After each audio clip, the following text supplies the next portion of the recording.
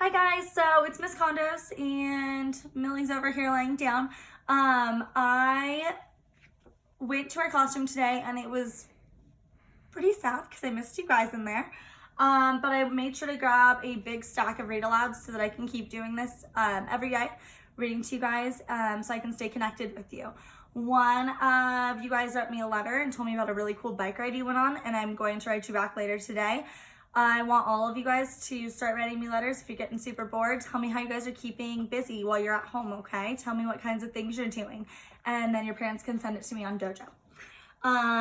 This story is called Dear Mrs. LaRue, Letters from Obedience School. I want you to think in your brain what Letters from Obedience School means. So there's a dog writing a letter and he's going to a type of school. What do you think he's gonna learn at this type of school?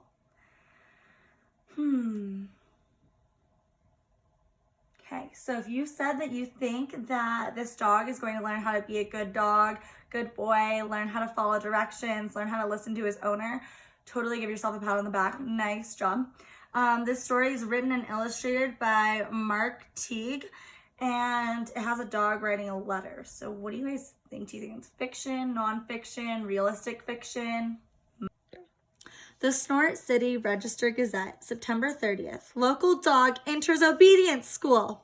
Ike LaRue. Citing a long list of behavioral problems, Snort City resident Gertrude R. LaRue yesterday enrolled her dog Ike in the Igor Brotweiler Canine Academy, established in 1953.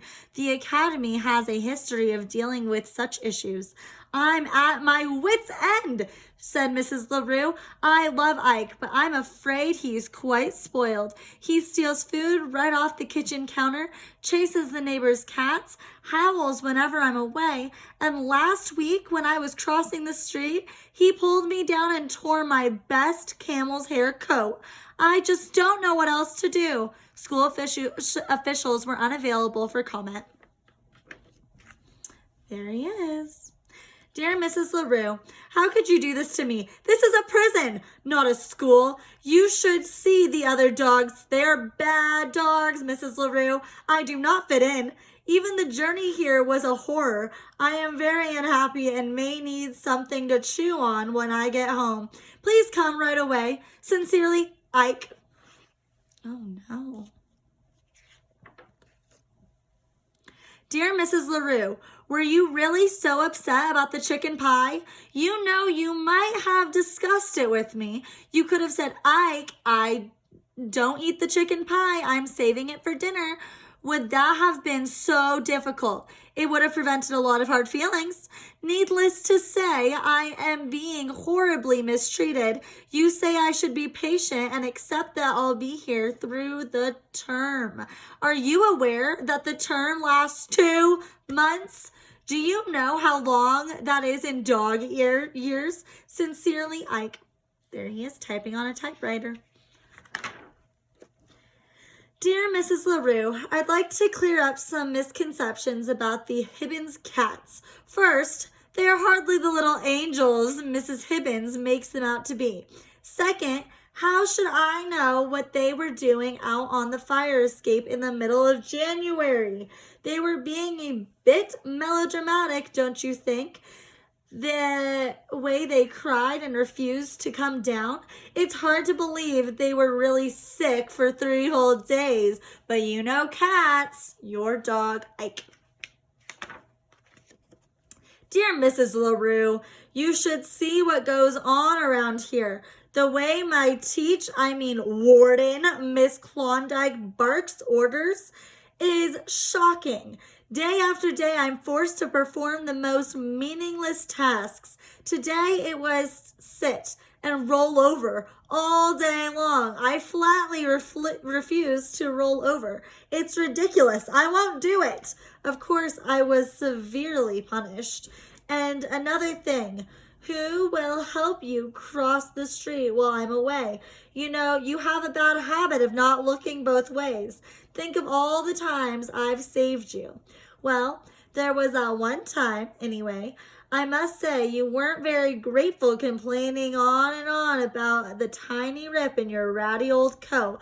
But the point is, you need me. Yours, Ike. I don't think she looks like she's mistreating them. Dear Mrs. LaRue, the guards here are all caught up in this good dog, bad dog thing. I hear it constantly. Good dog, Ike. Don't be a bad dog, Ike. Is it really so good to sit still like a lummox all day? Nevertheless, I refuse to be broken. Miss Klondike has taken my typewriter. She claims it disturbs the other dogs. Does anybody care that the other dogs disturb me? Yours, Ike. Dear Mrs. LaRue, were the neighbors really complaining about my howling? It is hard to imagine. First, I didn't howl that much. You were away those nights, so you wouldn't know. But trust me, it was quite moderate. Second, let's recall that these are the same neighbors who are constantly waking me up in the middle of the afternoon with their loud vacuum. I say we all have to learn to get along. My life here continues to be a nightmare. You wouldn't believe what goes on in the cafeteria. Sincerely, Ike. P.S. I don't want to alarm you, but the thought of escape has crossed my mind. It says here 50 great escapes. So he's thinking about it. No howling, no biting, scratching, growling, slobbering, or barking, and no seconds. My dog usually likes to eat seconds.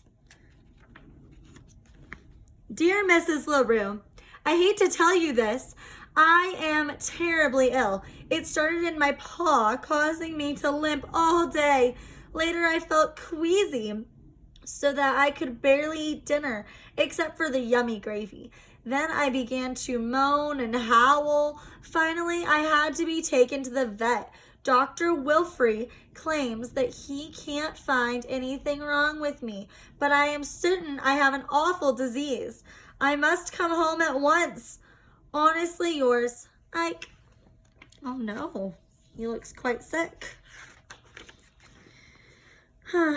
Dear Mrs. LaRue, thank you for the lovely get well card. Still, I'm a little surprised that you didn't just come get me.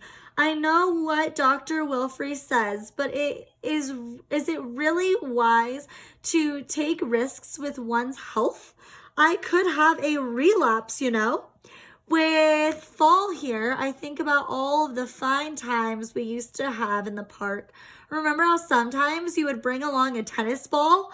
You would throw it and would retrieve it every time, and I would retrieve it every time, except for once when it landed in something nasty, and I brought you back a stick and said, "Ah, how I miss those days. Yours truly, Ike." P.S. Imagine how awful it is for me to be stuck inside my tiny cell. P.P.S. I still feel pretty sick. Dear Mrs. LaRue, by the time you read this, I will be gone. I have decided to attempt a daring escape. I'm sorry it has come to this, since I am really a very good dog. But frankly, you left me with no choice. How sad it is not to be appreciated. From now on, I'll wander from town to town without a home, or even any dog food, most likely. Such is the life of a desperate outlaw. I will try to write to you from time to time as I carry on with my life of hardship and danger. Your lonely fugitive, Ike. The Snort City Register Gazette, October 10th. LaRue escapes doggy detention. Former Snort City resident Ike LaRue escaped last night from the dormitory at the Igor Rottweiler Canine Academy. The dog is described as toothy by local police. His current whereabouts are unknown. To be honest, I thought he was bluffing when he told me he was planning to escape, said a visibly upset Gertrude R. LaRue, the dog's owner. Ike tends to be a bit melodramatic, you know. Now I can only pray that he'll come back. Asked if she would return Ike to Rottweiler Academy, Mrs. LaRue said that she would have to wait and see. He's a good dog, basically, but he can be difficult. October 11th, somewhere in America. Dear Mrs. LaRue, I continue to suffer horribly as I roam this barren wasteland. Who knows where my wanderings will take me now? Hopefully to some place with yummy food. Remember the special treats you used to make for me? I miss them. I miss our nice, comfy apartment. But mostly, I miss you, your sad dog, Ike. P.S. I even miss the Hibbins cats, in a way. Snort City or bust. Dear Mrs. LaRue, the world is a hard and cruel place for a stray dog. You would scarcely believe the misery I've endured, so I have decided to return home. You may try to lock me up again, but that is a risk I must take, and frankly, even more than myself, I worry about you. You may not know it, Mrs. LaRue, but you need a dog. Your misunderstood friend, Ike. Go. The Snort City Register Gazette. Hero dog saves owner. Ike LaRue, until recently a student at the Igor Brotweiler Canine Academy, returned to Snort City yesterday in dramatic fashion. In fact, he arrived just in time to rescue his owner, Gertrude R. LaRue of 2nd Avenue, from an oncoming truck. Mrs. LaRue had made a trip downtown to purchase a new camel's hair coat. Apparently, she neglected to look both ways before stepping out into traffic. The daring rescue was witnessed by several onlookers, including patrolman Newton Smitzer. He rolled right across 2 lanes of traffic to get at her, said Smitzer. It was really something. I haven't seen rolling like that since I left the police academy. There he is. And there's Newton Smitzer. Mrs. LaRue was unhurt in the incident, though her coat was badly torn. I don't care about that, she said. I'm just happy to have Ike back home where he belongs. LaRue said she plans to throw a big party for the dog. All the neighbors will be there, and I'm going to serve Ike's favorite dishes. I'll bet he can't wait to taste the chicken pie. Welcome home. Hey guys, so we just read Dear Mrs. LaRue, Letters from Obedience School together. I figured out while reading it, it's a fiction book for sure.